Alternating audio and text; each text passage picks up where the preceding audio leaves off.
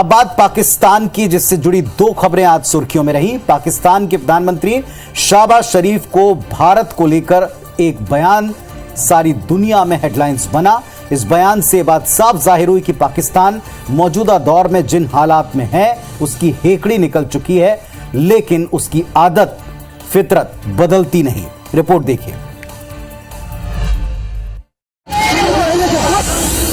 जिस पाकिस्तान में आटे दाल का भाव आसमान पर हो, वो भारत के सामने अब फिर घुटनों पर है। बेरोजगारी महंगाई से जूझते पाकिस्तान के पीएम शहबाज शरीफ ने भारत के प्रधानमंत्री नरेंद्र मोदी को बातचीत के लिए मैसेज भेजा है। विदेशी न्यूज चैनल को दिए इंटरव्यू में शहबाज ने कहा कि भारतीय लीडरशिप और प्रधानमंत्री मोदी को मेरा संदेश है, आइए मेज पर बैठते हैं और हमारे बीच कश्मीर जैसे मसलों पर समझदारी से बात करते हैं। शहबाज ने कहा कि ये हम पर है कि हम शांति के साथ रहें, तरक्की करें या फिर झगड़ते रहें। हमने भारत के साथ 3 युद्ध लड़े, इससे लोगों को केवल गरीबी बेरोजगारी मिली। हालांकि पाकिस्तान में जब शरीफ के भारत के सामने गिड़गिड़ाने का मामला गरमाया तो पाक पीएमओ ने सोशल मीडिया पर इसकी सफाई भी जारी कर दी।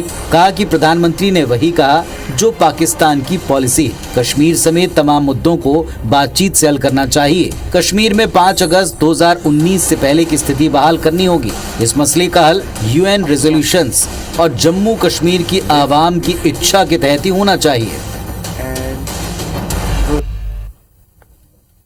तो एक तरफ तो पेशकश बात करने की, लेकिन वो भी एक इंटरव्यू में, और दूसरी तरफ सफाई में वही पुरानी बात।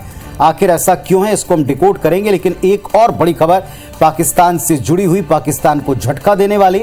आतंकवाद की पनाहगाह बन चुका पाकिस्तान, एक झटका उसे जबरदस्त लगा। पाकिस्तान से संचालित होने वाले प्रतिबंधित आतंकी संगठन लश्कर तैयबा के लीडर अब्दुल रहमान मक्की को UN संयुक्त राष्ट्र की वैश्विक आतंकवाद की सूची में अब शामिल कर दिया है। अब्दुल रहमान मक्की लश्कर तैयबा का आतंकी, जिसे संयुक्त राष्ट्र सुरक्षा परिषद ने वैश्विक आतंकी घोषित किया है। दरअसल ये चीन का अपने करीबी दोस्त पाकिस्तान को बड़ा झटका है, क्योंकि मक्की को वैश्विक आतंकी घोषित करने का संयुक्त प्रस्ताव भारत ने दिया था। UN ने मक्की को ISIL और अल कायदा प्रबंध समिति के तहत आतंकी घोषित कर दिया है। UN ने इस बारे में एक बयान जारी किया, जिसमें कहा गया कि UN की समितियों ने 16 जनवरी 2023 को अब्दुल रहमान मक्की को वैश्विक आतंकी घोषित किया है। इसके बाद दुनिया भर में मक्की की संपत्ति को फ्रीज किया जा सकेगा। इसके अलावा मक्की की यात्रा पर भी प्रतिबंध लगेगा। UN ने मुंबई और लाल किले पर हमला समेत 7 आतंकी हमलों का हवाला भी दिया है। तो अंतर्राष्ट्रीय जगत में पाकिस्तान की क्या हालत है, उसकी ताजा तस्वीरें आपने इन 2 रिपोर्ट्स में देखी भी, समझी भी। चूंकि मुद्दा अंतर्राष्ट्रीय है, भारत पाकिस्तान से जुड़ा है, तो इस वक्त हमारे साथ इस विषय पर बड़े ही खास मेहमान जुड़ रहे हैं। पाकिस्तान के जाने माने लेखक, जो कि कनाडाई पाकिस्तान मूल के हैं, कनाडाई नागरिकता रखते हैं, अंतर्राष्ट्रीय स्तर के ऊपर इनकी काफी साख है, विश्लेषक हैं, पत्रकार हैं। साहब, बहुत बहुत स्वागत है आपका। सीधे मुद्दे पर आते हैं। ये जो दोनों बड़ी खबरें हैं, एक पाक पीएम का पेशकश करना प्रधानमंत्री को टेबल टॉक के लिए भारत के, और दूसरी तरफ उसे झटका लगना चीन की तरफ से, दोनों को कैसे दिखते हैं?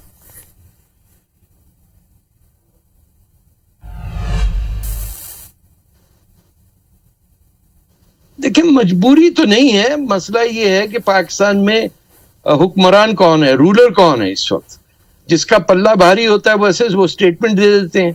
अगर प्राइम मिनिस्टर शरीफ साहब कुछ कहते हैं तो हमें ये नहीं पता कि उनके पीछे जो फौज के लोग बैठे हुए हैं वो क्या कह रहे हैं, फिर जो सिविल सर्विस के लोग बैठे हैं वो क्या कह रहे हैं, जो पाकिस्तान में पैसा लूटा हुआ है जिन्होंने, उनका पावर कहाँ है।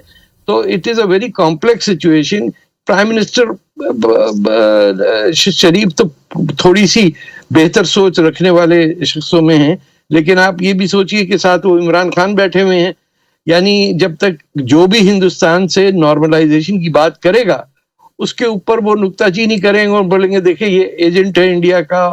तो जो भी दोस्ती करना चाहता है हिंदुस्तान से, उसकी जो पॉलिटिकल बेस है, या खासतौर पर पंजाब में, वो मारी जाती है।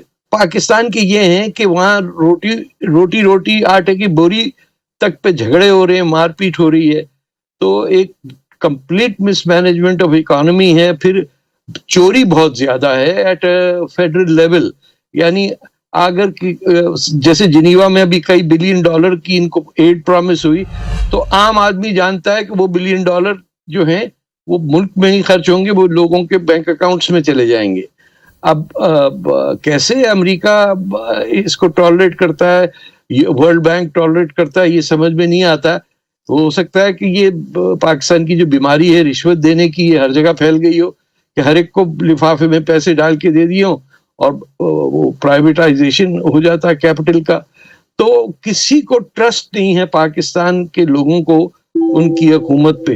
पाकिस्तान की हुकूमत जो है वो पंजाब और आपके जो यूपी और बिहार से लोग आए हुए हैं, जो इसको महाजिर कहते हैं, उनके हाथ में है, और वो जिसको चाहे गिरा देते हैं, उठा देते हैं। अब आप देखिए कि इमरान खान जैसा आदमी प्राइम मिनिस्टर बन सकता है, यानी अभी तक यही नहीं तय कर पाया कितनी शादियां करेगा वो, उसकी एम्फोसिस वहां पे है। तो कोई ट्रस्ट नहीं करता पाकिस्तान को, कोई ये नहीं कहता है कि पाकिस्तान के सियासतदानों से या इनके गवर्नमेंट लीडर से बात की जाए तो वन कैन ट्रस्ट देम कि वो जो कह रहा है वो सही कह रहा है।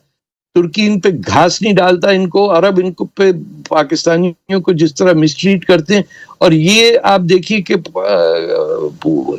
पाकिस्तान क्या है, हिंदुस्तान को भी ले लीजिए, कभी किसी मुसलमान ने अपना नाम अपनी जमीन से करीब से रखा ही नहीं है, या वो अरबी नाम होता है या फारसी का नाम होता है।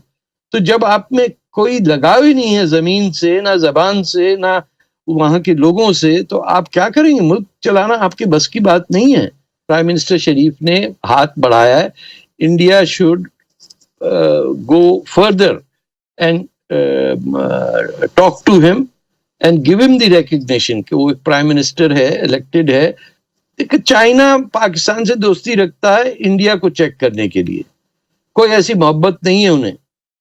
जो पाकिस्तानियों का वहां ट्रीटमेंट होता है, मैं आपको बता भी नहीं सकता हूं किस कदर नफरत से वहां के लोग पाकिस्तानियों को देखते हैं।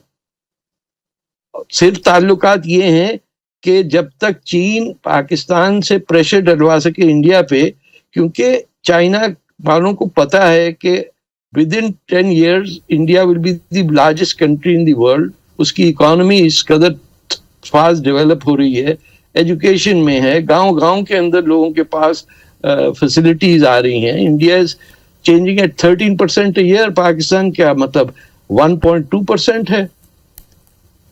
तो China is looking at is going to use Pakistan to put pressure on India, ताकि वेस्टर्न बॉर्डर पर इंडिया लगा रहे अपना। तो बहुत बहुत शुक्रिया आपका तारिक साहब, जो आपने वक्त निकाला और इस विषय को डिकोड करने के लिए आपने अपनी राय रखी है।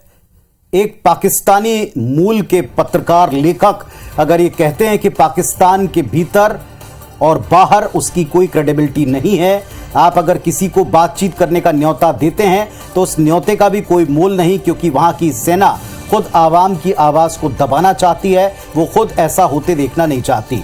वो खुद स्वीकार करते हैं कि मुल्क के टुकड़े एक बार फिर हो सकते हैं। ये खुली राय उनकी आपने इस मंच पर डिकोड में सुनी है।